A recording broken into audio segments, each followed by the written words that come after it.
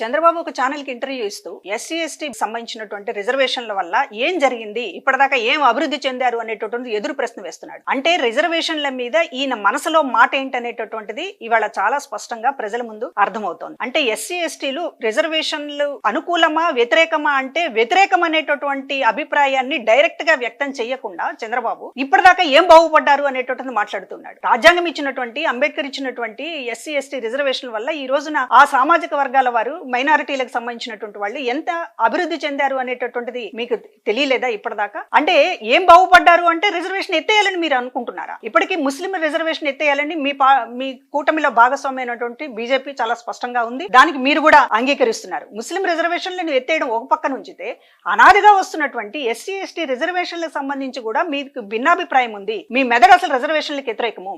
ఎందుకంటే మీరు హైదరాబాద్ బిజినెస్ స్కూల్లో మీరు రిజర్వేషన్లు ఉండకూడదు అనేటటువంటి దాంతో మీరు బిజినెస్ స్కూల్లో, ఐఐఎంలు ఎక్కడైనా చూడండి, ఎక్కడ బిజినెస్ స్కూల్స్ లో కూడా ఎస్సీ ఎస్టీలకి రిజర్వేషన్లు ఉన్నాయి. కానీ హైదరాబాద్ లో మీరు పెట్టినటువంటి బిజినెస్ స్కూల్లో ఎస్సీ ఎస్టీ రిజర్వేషన్లు ఉండకూడదు అనేటటువంటిది మీరు ప్రిన్సిపల్ గా తీసుకున్నారు, పెట్టలేదు రిజర్వేషన్. కాబట్టి ఆ ఆలోచనే ఇప్పటికీ ఉంది. మీరు ఏ క్షణమైనా సరే రద్దు చేయడానికి మీరు ఓటేస్తారనేటటువంటిది మాకు అనిపిస్తోంది.